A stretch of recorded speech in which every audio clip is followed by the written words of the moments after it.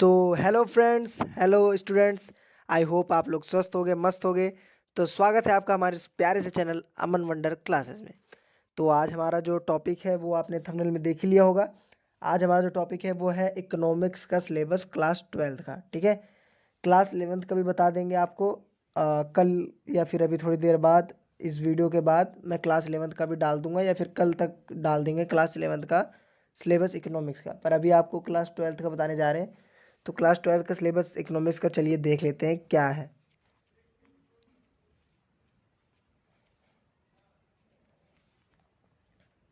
ये रहा, देखिए क्लास 12th लिखा हुआ है और नया है बिल्कुल। इस बार जो 2024 का बोर्ड एग्ज़ाम देंगे उनके लिए है ये सिलेबस। ठीक है, 2023-24 सेशन के लिए। तो चलिए स्टार्ट करते हैं। थोड़ी आवाज़ आपको डिफरेंट आ रही होगी क्योंकि थोड़ी तबीयत ख़राब हो गई थी। हाँ, चलिए देखते हैं। तो आपका पुराना वही रूल है, 80 मार्क्स का आपकी थ्योरी है और 20 नंबर का आपका प्रोजेक्ट है।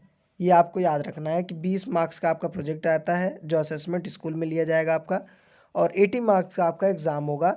जैसे कि आपका होता है यूटी, बीच में होंगे कई सारे टेस्ट होंगे आपके बीच में। ठीक है, उन सबको एक्सेप्ट करके यानी छोड़ के एक्सेप्ट मैंने एक्सेप्ट नहीं कहा, एक्सेप्ट कहा है। तो 80 मार्क्स का वो आएगा, 20 मार्क्स का आपका प्रोजेक्ट आएगा। और उसके बाद हम देख लेते हैं अब आगे इसका national income and related aggregates. इसका मतलब क्या होता है? नेशनल इनकम आप सोचोगे कि एक ही चैप्टर है, ऐसा नहीं है। इसके अंदर आते हैं कम से कम 3 से 4 चैप्टर आते हैं national income and related aggregates के अंदर। ठीक है, पहला जो चैप्टर होगा वो मैक्रो इकोनॉमिक्स से, ये मैक्रो इकोनॉमिक्स का ही है। ठीक है, ये मैक्रो इकोनॉमिक्स का है। आपको याद रखना है कि आपके 12th में 2 बुक हैं। कितनी बुक है? 2 बुक्स हैं इकोनॉमिक्स की। चाहे वो आर्ट्स स्ट्रीम से हो चाहे वो कॉमर्स स्ट्रीम से हो, उनके पास 2 बुक्स मिलेंगी आपको इकोनॉमिक्स की। तो इकोनॉमिक्स की जो पहली बुक है वो मिलेगी आपको मैक्रो इकोनॉमिक्स, और दूसरी जो मिलेगी आपको इंडियन इकोनॉमिक एंड डेवलपमेंट। ठीक है, ये दूसरी बुक है ये वाली। तो याद रखना है आपको कि ये 2 बुक आपके पास रहेंगी। तो मैक्रो इकोनॉमिक्स यानी समष्टि जिसको बोलते हैं, समष्टि अर्थशास्त्र, उसके अंदर आपको national income and related aggregates यानी कि प्रति व्यक्ति आय कैसे निकालते हैं, नेशनल इनकम कैसे निकालते हैं। ठीक है, यही सब नॉर्मल सी बातें हैं, ज़्यादा कुछ है नहीं।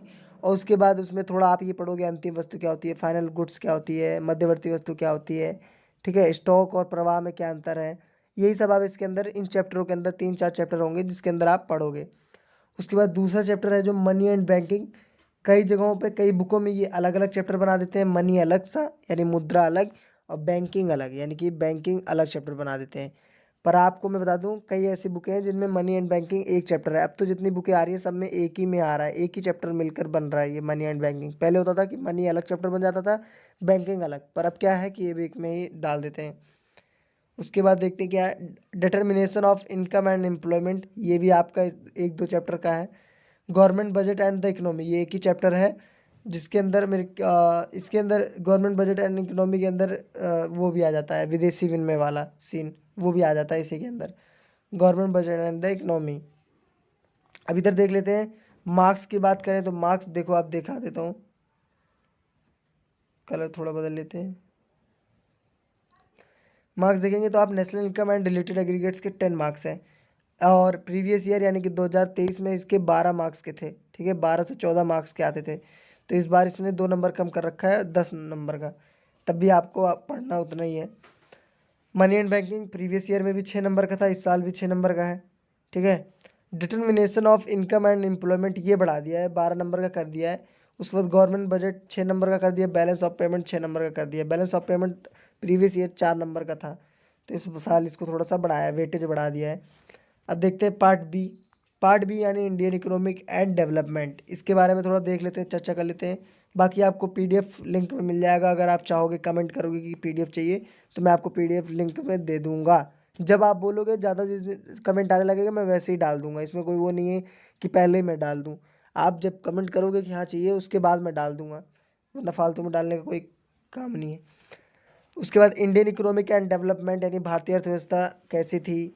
इसमें आप बताऊं क्या पढ़ोगे, इसमें यही पढ़ोगे कि जब हमारा देश आज़ाद हुआ तब अर्थव्यवस्था कैसी थी, फिर बाद बाद में क्या हुआ, मतलब देश में कैसे परिवर्तन आए, यही सब आप पढ़ोगे। इसमें ज़्यादा कुछ है नहीं। हरित क्रांति, जैविक खेती, नॉर्मल सारी चीज़ें मतलब इम्पोर्टेंट है, और आपके लिए भी इम्पोर्टेंट है और पेपर के लिए भी इम्पोर्टेंट है। ठीक है, ये सब पढ़ोगे आप इसमें। तो इसमें जो आपको दिख रहा है डेवलपमेंट एक्सपीरियंस 1947 से एंड इकोनॉमिक रिफॉर्म्स सिंस 1991, इसके अंदर कम से कम आपके 5 6 चैप्टर आते हैं, ठीक है, शुरू से लेके 4 5 चैप्टर। यानी कि डेवलपमेंट एक्सपीरियंस 1947 से 90 तक, उसके बाद क्या मतलब 1947 से लेकर 90 तक बहुत हालात ख़राब थे, क्योंकि 1947 में हमारा देश आज़ाद हुआ था, आपको पता ही है। और 1990 तक जो सिस्टम है बहुत बेकार चल रहा था हमारे देश में। राजकोषीय घाटा बहुत ज़्यादा था, बैलेंस ऑफ पेमेंट बिगड़ गया था, ठीक है। उसके बाद 15 दिन का ही रिजर्व बचा था पूरे देश को चलाने के लिए। फिर उसके बाद क्या हुआ, ये देखिए आपको दिख रहा है ना, सिंस 1991 यानी इकोनॉमिक रिफॉर्म्स नेप आया था, new economic reforms NEP Manmohan Singh ji द्वारा लाया गया था। उस समय वो वित्तीय मंत्री थे मनमोहन सिंह। तो 1991 में क्या हुआ था, नया रिफॉर्म आया जिससे हमारे देश में एलपीजी सिस्टम आया। एलपीजी गैस नहीं, एलपीजी मतलब लिबराइजेशन, प्राइवेटाइजेशन एंड ग्लोबलाइजेशन, ये 3 चीज़ें लाई गई, ठीक है। पहले एलक्यूपी चलता था, पर जब नेप लाया गया तो एलपीजी आ गया, ठीक है। तो ये आप डिटेल में पढ़ोगे थोड़ा सा, तो आप पढ़ लेना। अभी मैं आपको पढ़ा नहीं रहा हूँ, अभी सिर्फ मैं आपको सिलेबस बता रहा हूँ, वरना पढ़ाने लगूंगा तो बहुत टाइम लग जाएगा। अब देखते हैं current challenges facing in India. देखिए इसके अंदर भी 3 से 4 चैप्टर्स आते हैं, आपके 2 3 चैप्टर आएंगे इसके अंदर भी। फिर development experience of India in comparison neighbours, ठीक है। इसके अंदर आपके वो आएंगे चैप्टर जो कि पाकिस्तान और चाइना के और अपने देश में कौन सी इकोनॉमी अपनाई गई, फिर कैसी बढ़ोतरी हुई, कहाँ पे किन मामलों में भारत आगे है पाकिस्तान से, किन मामलों में भारत से पाकिस्तान आगे है, या चाइना आगे है, चाइना से हमारा देश किस मामलों में आगे है, वो सब आप एक चैप्टर में पढ़ोगे, वो इसके अंदर आता है, ठीक है। तो ये मत सोच लेना कि ये 3 लिखा है तो 3 ही चैप्टर है, इसके अंदर 3 से 4 चैप्टर सब में आते हैं, हर एक टॉपिक में जो लिखा हुआ। ये यूनिट्स हैं, यूनिट्स के अंदर सब जैसे टॉपिक्स है, ये इसके अंदर भी सब टॉपिक्स हैं, तो वो चैप्टर्स हैं, ठीक है। बाकी आप देख रहे हो कि ये 12 नंबर का है। उसके बाद current challenging facing in India 20 number का है। Development experience and comparison with neighbours 8 number marks का है, क्योंकि इसके अंदर 1 से 2 ही चैप्टर आते हैं, जो ये तीसरा वाला मैंने बोला। दूसरे के अंदर 3 4 चैप्टर आ जाते हैं आपके, और जो पहला है वो उसके अंदर भी 4 कह सकते हैं, 4 या 3 चैप्टर आते हैं, ठीक है। प्रोजेक्ट देख लीजिए, प्रोजेक्ट वर्क आपका जो है वो 20 नंबर का ही है, ठीक है। मैं आपको इसमें ज़्यादा कुछ बताने वाला नहीं था, बस सिलेबस दिखाना चाहता था कि ये चैप्टर्स हैं। बाकी कुछ जो चर्चा भी कर ली हमने कि कैसे क्या पढ़ना है आपको। देखिए मैक्रो इकोनॉमिक्स अगर मैं आपको सही से बताऊं, देखो national income and related aggregates के अंदर what is macro economics, basic concept and micro economics, consumption goods, capital goods, final goods, ये सब intermediate goods, stock flow, gross investment and depreciation, ठीक है। ये सब national income, GDP, GNP, NDP, ये सब आप पढ़ोगे इसके अंदर। Money meaning and function, supply money, currency क्या होती है, सीआरआर क्या होता है, एसएलआर क्या होता है, ठीक है। ये देखिए सीआरआर, एसएलआर, यानी सीआरआर क्या होता है, cash reserve ratio, and SLR statutory liquidity ratio, ये सब के बारे में आप पढ़ोगे। उसके बाद डिटर्मिनेशन ऑफ इनकम, इसके अंदर भी देखिए ये चीज़ें पढ़ोगे आप। एग्रीगेट डिमांड क्या होती है, एग्रीगेट सप्लाई क्या होती है, ठीक है, ये सब पढ़ोगे आप। बाकी आप देख लेना डिटेल में, अगर आप कहोगे तो मैं डाल दूंगा, ठीक है।